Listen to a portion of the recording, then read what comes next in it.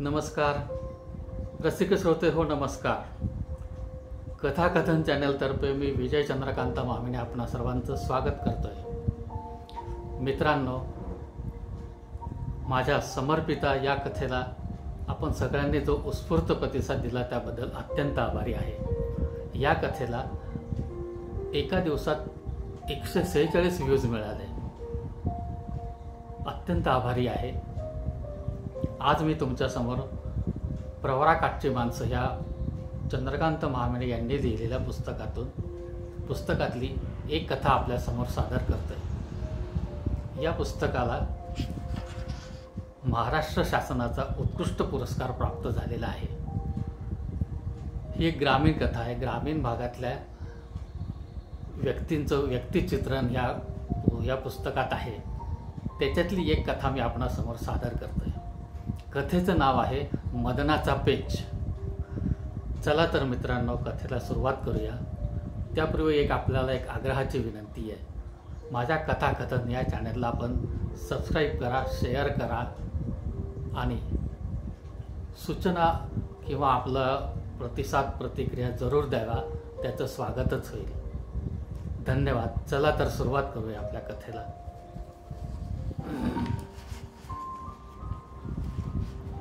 मदनाचा पेच कथेचं नाव. आंबेवाडीच्या गावकुसाला वळसा घेऊन एसटी बस स्टँडवर आले. चाल कमी करीत करीत प्रवाशांना गचका देऊन थांबले. थोडा वेळ घुरघुर केलं आणि लगेच डोळे मिटून गपगार झाले. आंबेवाडीचा बाजार करून आपल्या गावी परतणाऱ्या प्रवाशांनी तिकीट मिळविण्यासाठी कंडक्टरभोवती एकच गलका केला. सत्यनारायणाचा प्रसाद मागणाऱ्या पोरांसारखे सगळ्यांचे हात त्याच्या भोवती फिरू लागले. सुगंधे, तू इथंच निश्चितीनं उभी राहा, मी आणतो आपली 2 तिकीटं काढून. बावरलेल्या सुगंधाकडे हसून बघत संभानं म्हटलं, मग तर लय बरं होईल बाई. कमरेची बारीक पिशवी काढून सुगंधानं तिकिटाचे पैसे काढले. अगं राहू दे, मीच काढतो माझ्या पैशानं. का बरं, उगीच आपलं. नको बाई, तुम्हाला कशा पाहिजे त्रास. तिनं नोट पुढे केली. अगं माझ्याकडे आहेत सुट्टे पैसे, गाडीत बसल्यावर बघू पुढं. तो कंडक्टरशी बोलत वेळ घालवू लागला. तिकीट फाडायचं काम संपलं. कंडक्टर गाडीत चढला, घंटी मारली. सुगंधा लगेच गाडीजवळ येऊन चढण्याचा प्रयत्न करू लागली. जागा नाही. कंडक्टर खेकसला. अहो पण कंडक्टर साहेब, द्या ना 2 तिकीटं. संभानं विनवलं. तोपर्यंत गाडी चालूही झाली. आत्ता ग बया, भ्यालेल्या डोळ्याने तिने संभाकडे बघितलं. हा आईला काय माजलेच हे एसटीवाले. त्याला कवापासून म्हणतोय बाई माणूस आहे संग, पण ऐकलं नाही. भाजीपाल्याच्या रिकाम्या 2 पाट्या, गोडोसरीला माळवं, विकून आलेले पैसे, गळ्यात 4 पुतळ्या आणि टमाट्यासारखं रसरशीत तारुण्य. मोठ धपकन विहिरीतल्या पाण्यात पडावी तशी सुगंधा काळजीत पडली. या मेल्या संब्याच्या नादानं गाडी चुकली. तिनं मनातल्या मनात त्याच्या नावानं बोटं मोडले. मग आता काय करायचं, संभानं विचारलं. हा प्रश्न तिच्याही पुढे होता. ती गप्प राहिली. मुक्काम करायचा का. मुक्काम नको ग बाई. तिच्या अंगावर शहारे आले. या संभा पैलवानाबरोबर मुक्काम आणि या गावात. मग जाऊ या पायी. हाय कितीक लांब, सारं 4 मैल. चांदणी रात आहे, जाऊया बोलत बोलत. याच्या संग रात्रीच्या वेळी 4 मैल जायचं. पुन्हा भीतीचा काटा तिच्या तारुण्याला टोचला. काय मेली येळ आली. आधीच हा पैलवान किती दिवसापासून माझ्याकडे वाईट नजरेनं बघतोय गावात, आणि या अशा टायमाला त्याचीच सोबत करायची पाळी आली. अगं विचार कसला करते, चल, माझ्यासारखे सोबत असल्यावर कोणतं भूत तुला खातंय? छातीवर हात ठेवून संभाने ग्वाही दिली. ह्या समोर राहिलेल्या भूताचीच तर भीती वाटते. मुक्काम करावा तरी पंचायत, आणि याच्या संग चालावं तरी हा मेला कावा साधायचा. बरं, न जावं तर तरणी ताठी पोर रात्र झाली तरी घरी आली नाही म्हणून घरातली माणसंही काळजी करतील, संशय घेतील. सुगंधाच्या मनात काहूर माजलं. चला पहिलवान, तिने लगेच निश्चय केला. आपला डाव यशस्वी झाल्याचा आनंद संभाच्या थोराड चेहऱ्यावर उमटला. जरा उचलू लागा वझ, सुगंधानं त्याला विनंती केली. त्यानं भाजीपाल्याच्या पाट्या एकट्यानंच उचलून तिच्या डोक्यावर ठेवल्या. ओझं सुगंधाच्या डोक्यावर, पण भार झाला संभाला. पैलवानाच्या डोक्यात उलटसुलट विचारांची कुस्ती सुरू झाली. आईला, किती दिवसापासून या सुगंधाच्या नावानं येडावलं. कवळ्या काकडीवाणी ही पोर नुसती करंडून खावी, मीठ मिरची घालायची जरूरच नाही. पण दिसायला काकडीवाणी असली तरी वागायला अगदी लवंगी मिरची. जवळ येऊ देत नाही. नदीवर, मळ्यात, जत्रात कितीतरी ठिकाणी गाठायची कोशिश केली, पण काय जमाना गाडीचं. आईला, आपण भल्या भल्या पैलवानाला हा हा म्हणता आभाळ धावतो, पण हे बायकाचं काम काही खरं नाही कराय. काही न्यारच दिसतं. कुठं डावात आल्यावानी वाटती तर लगेच निसटते, आणि आपल्यालाच तोंड घशी पडायची पाळी येते. पण आजचा डाव काय भारी टाकला या पठ्ठ्यानं. कसं बनवलं सुगंधाला. आज तिला बाजारात माळवं ऐकताना बघितल्यापासून मनाशी ठरवूनच टाकलं का ह्या पाखराला आज उडवीला बिगर राहायचं नाही. हे बया, हे असं काय भूतावाने? सुगंधानं शांतता मोडली. कुठे भूत, कुठे भूत? संभानं आजूबाजूला असं इकडे तिकडे बघितलं. अहो, दोन माणसं रस्त्यानं संग असून बी मोक्यानं चालतील म्हणून मी म्हणलं. ती खुदकन हसले. असं आत्ता आलं ध्यानात. लई गपगप असा पैलवान. सुगंधा, तो कंडक्टर त्याचाच विचार करीत होतो. जाऊ द्या, त्याचा कशाला विचार करायचा आता. आणि ते बी तुम्ही संग असल्यावर सोडून द्यातो. तो बी नेमका असाच म्हणला मला. काय म्हणला? सुगंधाच्या आवाजात गोडवा. अगं, मी त्याला म्हटलं, बाई माणूस आहे, मारवाडीचं तिकीट दे. तर तो म्हणतो कसा, तुमच्यासारखा पैलवान संघ असल्यावर बाईला कशाची भीती, असं म्हणला मी याला. वय ना, म्हणू द्या. त्याचं तरी म्हणणं काय खोटं आहे वय? असं मग काय हरकत नाही. तुझी तयारी असल्यावर आपली बी तयारी. कशाची? सुगंधानं चमकून विचारलं. म्हणजे आपली ही संघ चालायची. यावर सुगंधा खळाळून हसली. रात्रीच्या शांत वातावरणात तो आवाज अधिकच घुमला. सुगंधा, खरं सांगू, म्हणजे इतकं खोटं बोलत होता तर तू लई शब्दात पकडते माणसाला. बरं, काय म्हणता, खरं सांगा. मॅच कंडक्टरला सांगितलं काय, आम्हाला तिकीट देऊ नको म्हणून. अगं बया, का बरं? आता का बरं काय सांगू तुला सुगंधा? पैलवान, माझ्या मनातलंच तुम्ही केलंय. सुगंधा म्हणाली. म्हणजे तुम्ही तिकीट काढायला गेलात तेव्हा माझं मन म्हटलं तिकीट नाही मिळाली तर काय मज्जा येईल. सुगंधा, काय नाही. आंबेवाडीचं गावकूस मागं पडलं अष्टमीचं टिपूर चांदणं शेताबांधावर पडलं होतं. काळ्याभोर जमिनीतून गेलेला माळवाडीचा रस्ता काळ्या केसात भांग पाडल्यागत दिसत होता. हे उत्तेजित वातावरण पाहून संभा अधिकच चेकाळल्यागत करू लागला. सुगंधा, किती दिवसापून तुला विचारीन म्हणतो. काय विचारता? हेच आपलं म्हणजे काय गाडीचं. समोरच्या गाड्यासंग 2 हात करायची आम्हाला सवय, पण बाई मोरं कसं बोलायचं बुवा. समजलं पहिलवान. मी बी किती दिवसापासून. सुगंधा, आई ग. सुगंधा विव्हळली. काय झालं ग? काटाबिटा भरला का? नाही, पण हे वझं डोक्यावरचं. मान मोडली माझी. ती आणखी कळवळली. हात तिच्या. हे काय वझं आहे?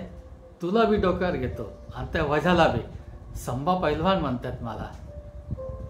नको नको, बरं आहे माझ्या डोक्यावरच. छा छा, आण इकडं. संभानं झटकन तिच्या डोक्यावरच्या पाट्या आपल्या डोक्यावर घेतल्या.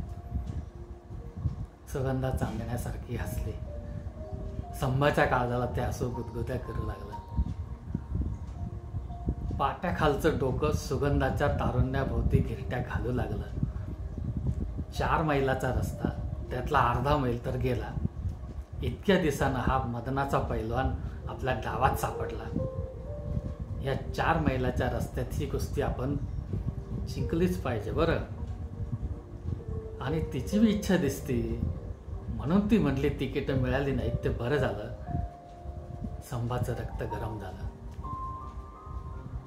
पैलवान, मटकन रस्त्यात बसून सुगंधा घाबरल्या आवाजात म्हणाले, मला बाई भीती वाटते. आता कशाची भीती? तुला बी घेऊ का उचलून? भीती माणसांची वाटते व. म्हणजे मी असल्यावर. आता कसं सांगू बाई? मग माझी भीती वाटली का? संभानं खडा मारून पाहिला. तुमची कशा पाई? तुम्ही माझ्याकरता जीव टाकता हे का मला ठाव नाही वय? कसं बोललीस सुगंधा? मगाशी मला हेच तर सांगायचं होतं तुला. आणि माझा बी तुमच्यावर पण. आता पण काय? अहो, आपण दोघं या भलत्या एवढी संगत चालतोय. आणि गावचा म्हणा नाहीतर शिवचा म्हणा, कोणी माणूस मागून पुढून आला तर काय होईल? काय होईल? येईल तसा जाईल. माझ्या आबरूचं खोबरं. हे खरं आहे सुगंधा, पण त्याला काय विलाज आहे? गाडी चुकली नाही, चुकवली. सुगंधानं आसन दुरुस्ती केली. दोघं जागच्या जागीच. ती रस्त्यात बसून आणि तो उभा, डोक्यावर ओझं घेऊन. ऐक ना, ऐकून आपण. तू बोलत राहा सुगंधा. तुझं बोलणं लई गोड वाटतं. कच्चं अंड घशात सोडल्यावाने. नको बाई, तुम्हाला राग यायचा. तिनं मुरका मारला. अगं पण सांगशील तर खरी. बरं, ते वजन ठेवा खाली आणि बसा माझ्या समोर. त्यानं रस्त्यावर वजन टेकविलं. हलकं झालेलं डोकं पुन्हा विचाराच्या वाळून घुसळलं जाऊ लागलं. हिची इच्छा तरी काय आहे? मला वाटतं आपल्यालाच त्रास होईल हिला खुश करायला. पण हिचं तर एक पाऊल आपल्या बी मोर आहे. आईला हा पैलवान बराच खेळलेला दिसतोय की. काय म्हणते? संभा धोतर सावरून रस्त्यात बसला. अहो, या रातीच्या टायमाला तुम्ही माझ्या संग हे जर कोणी पाहिलं तर माझ्या इज्जतीचा आणि तुमच्या पैलवानकीचा पंचनामा झाला बिगर राहील का? मग आता याला काय उपाय हाय? पण तुम्ही केला पाहिजे. सांग, तुझ्यासाठी मी काही बी करेन. त्या पाठीवरचा बारदाना काढा बरं. त्यानं बारदाना बाजूला केला. सुगंधानं हात घालून पाठीतून कागदात गुंडाळलेली लुगड्याची नवी कोरी घडी काढली. आजच घेतलं बाजारात. कसं हाय?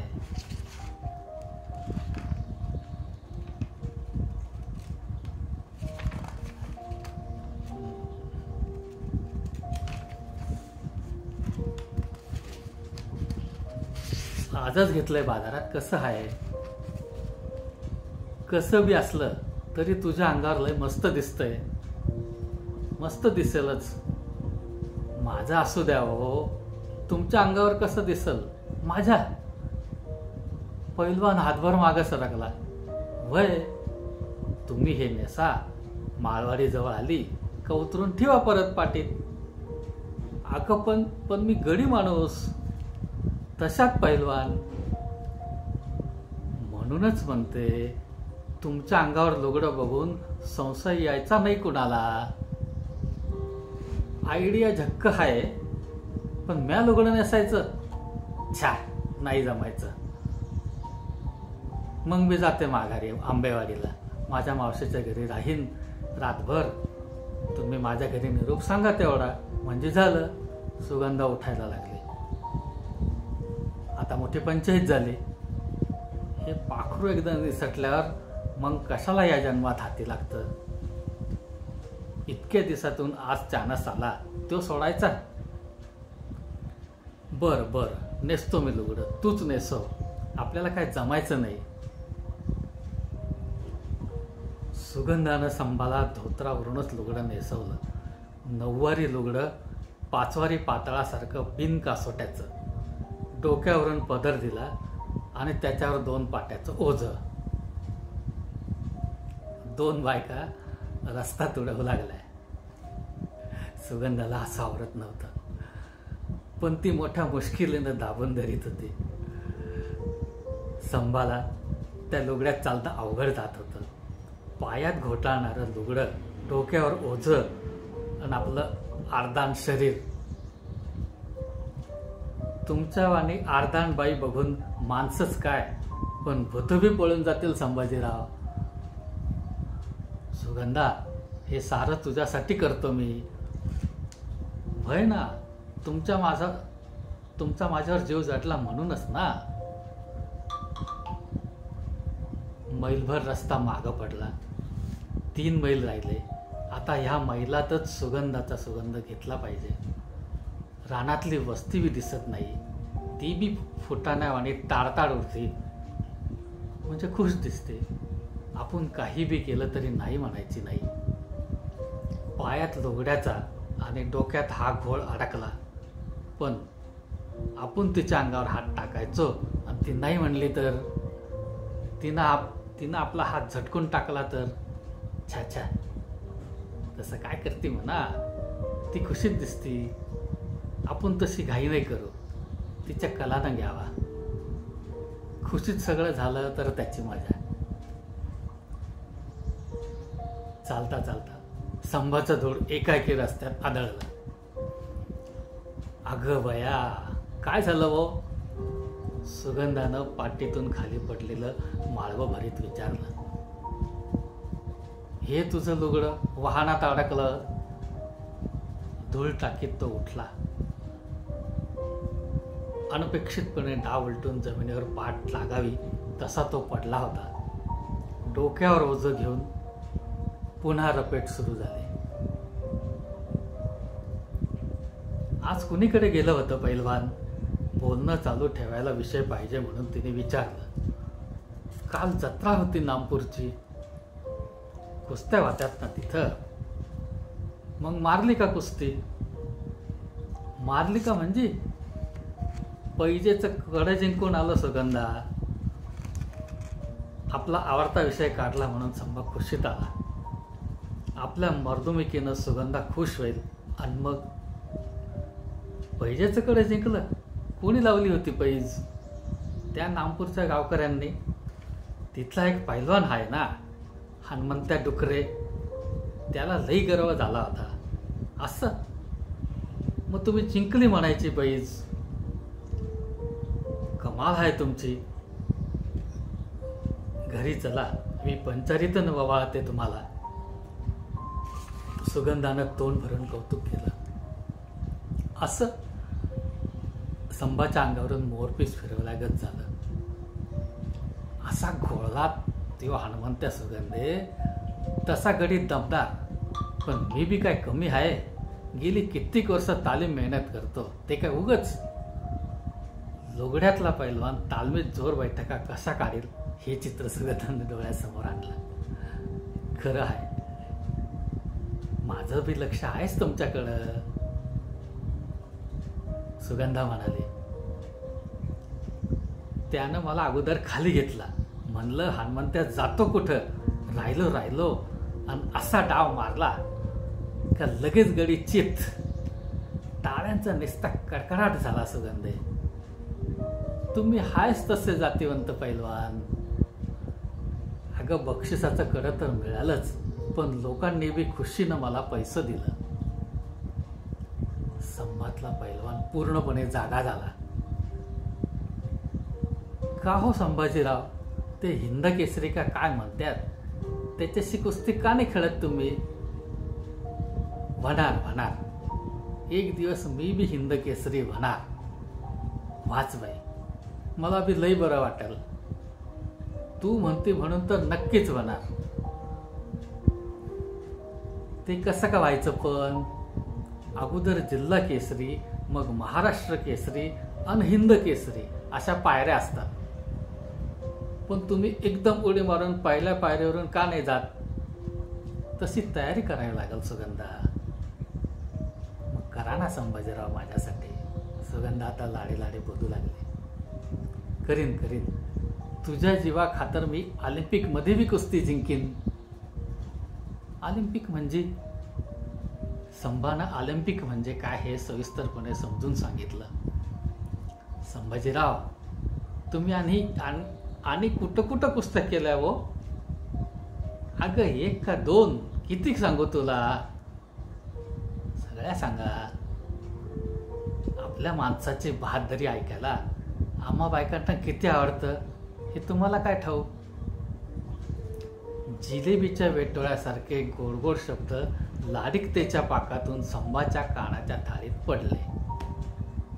असं हे नव्हतं मला ठाऊक. संभानं कबूल केलं आणि आपल्या कुस्त्याचं वर्णन सुरू केलं. कोणत्या जत्रेत, कोणत्या गावी, कोणत्या पैलवानाला कसं चित केलं, काय बक्षिसं मिळाली याचं रांगड्या भाषेत त्यानं वर्णन चालविलं.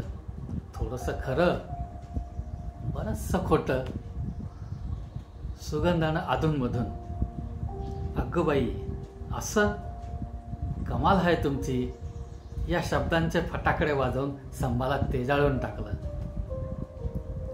संभाचं आपल्या पराक्रमाचं वर्णन संपण्यापूर्वीच दोघेजण माळवाडीच्या वेशीत शिरले होते.